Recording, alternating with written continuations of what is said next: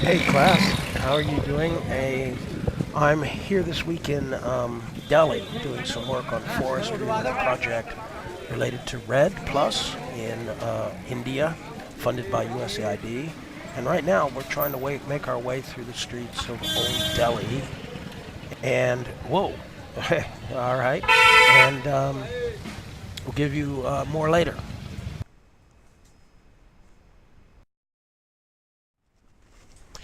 I'm in the part of Old Delhi that is the spice market. This is a fantastic place.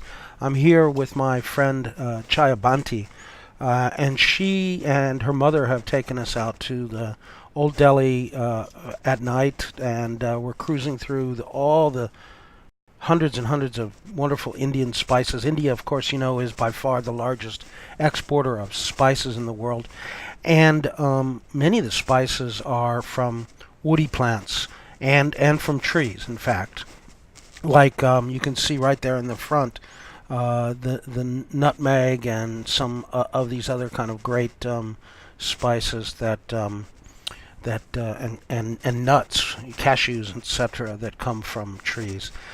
And so Chaya is one of the directors. She's the founder of a company which is a creative agency that is focused on doing public outreach and engagement for sustainability. Called her company is called Vertiver, and she's a great person and a great person to work with here in India. One of the big projects that I worked with Chaya on with Vertiver, her company, with funding from our project by USAID, was a public-private partnership activity in which some of the big billboard and advertising firms around India partnered with us and gave free billboard time for a campaign that Chaya put together called Forests Are Life. This is really important in India because there's a lot of fable and a lot of thinking and philosophy and viewpoints around the tree of life, the idea of the tree of life. And she fashioned this great program called Forests Are Life, commissioned some artists out of Bihar to do this fabulous art that you see here. And then they put it all over the city of Delhi and Mumbai and the airports and everywhere. And this is a advertisement that J.C. Delacoe company provided space for in Delhi. It's really a great campaign. She's doing some great work. And you can do a lot of technical stuff and scientific stuff, but you got to reach millions and millions of people who are really the folks that are interfacing with the environment directly, be they farmers or people in urban areas even. So she's doing great work here in this Forest for Life campaign. So we're here in Old Delhi, and we decided to stop at a small shop, a very small and crowded shop on a small and crowded street in Old Delhi, to have a dinner that's going to be mostly just pranta, some fabulous pranta, which is this Indian bread that could be stuffed with potatoes and herbs and spices and other kinds of things like that. This is Chaya's mom, who is also one of our hosts, and she's introduced me to these great green pickled chilies that are very hot but very fun to have before dinner. But earlier today at lunch, I mean, we're always talking about food, I guess, here.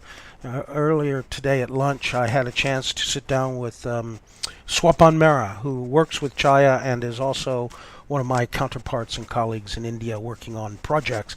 He runs a social entrepreneur startup company called Iora Ecological Solutions, in which they're trying to, do the thing that a lot of young people are doing now in India, doing well by doing good. And this is a great thing. So let me break away to a conversation I had with Swapan.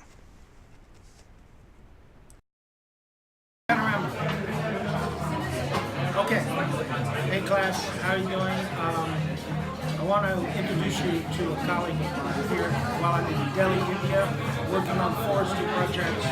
This is Swapan Mehra. He's the president and the owner of Iowa Ecological Solutions, right?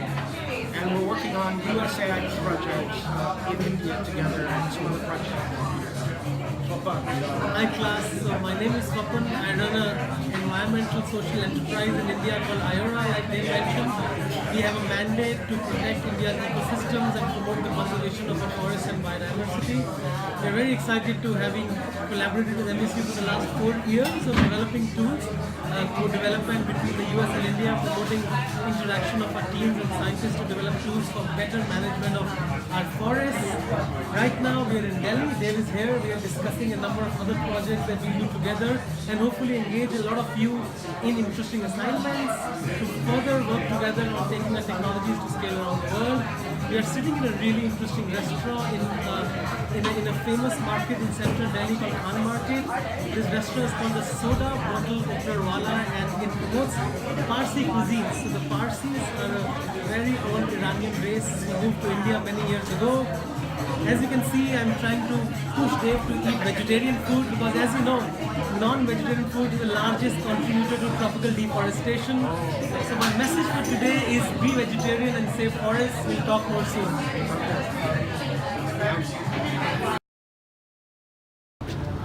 Okay, hi class, we're back again. I'm here with my colleague and my good friend Swapan Mehra, who's president of and founder of Iowa Ecological Solutions, a startup social entrepreneur company here in Delhi, India. I'm talking to him about forests in India. So Swapan, what are the key issues that are at stake with forests in India right now? What's the status? So the forests in India have a very unique tale. India is one of the few developing countries which, in spite of a very high growth of development rate and a very large population, has managed to keep almost a quarter of its land under forest cover. That's a remarkable achievement. And unlike most other fast-growing developing countries, we don't have any frontier deforestation. Right. However, that doesn't mean that all is hunky-dory. We have issues, and we have a lot of pressures that are leading to degradation of our forests. And my organization was developing a RED+ methodology for India. And in that process, we did a lot of analysis on what are the key pressures that Indian forests face. So top of the list in terms of unplanned pressures is fuel wood collection. More than 80% of India's population still depends on our forests as the primary source of energy. Then there is unsustainable harvesting of non-timber forest produce. That's a major issue. There is some amount of illegal timber extraction and encroachment. Of course, if you then start looking at the planned category, there is a lot of development which is forcing some sort of forest loss, but not tremendous. Okay, that's interesting.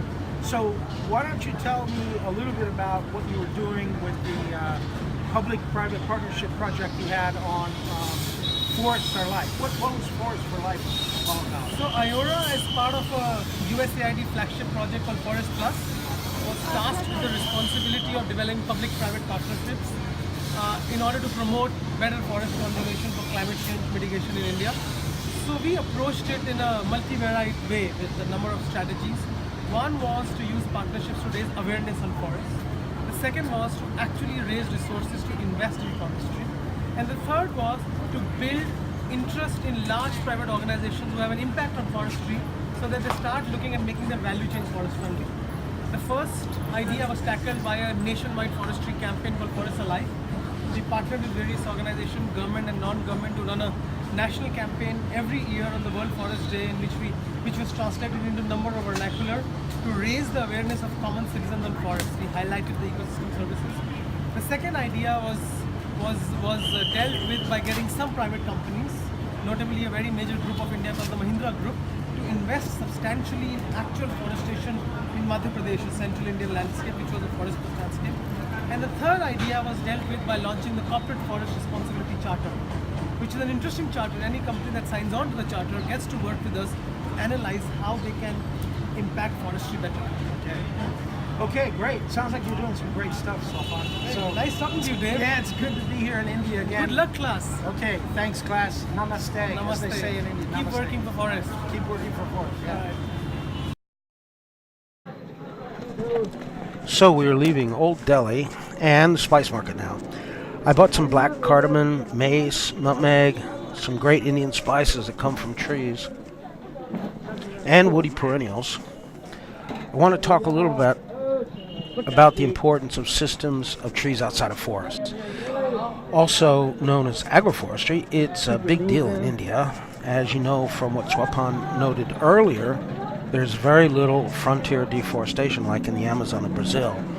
The issues here relate more to degradation of standing forests. One solution is to use more tree systems outside of the forest land, fruit trees, fodder trees, energy trees, and so forth, and reduce the pressure on the forest and add income to rural people, like from harvesting spices. No, we're going to a Sikh temple. So, that's it here from India over spring break. Let me leave you with some thoughts for discussion, though. Think about this idea of trees outside of forests, like agroforestry. How can these systems be brought into the Red Dialogue? Should they, since it's agriculture? Fancy jeweler. What's that? Fancy jeweler. Oh, yeah, jewelry. And coasting. Look out, buddy. Oh, damn, that was a close one. That was wicked close. Well, anyway, then how do you measure it? Think about it. Anyway, so long from India. Namaste.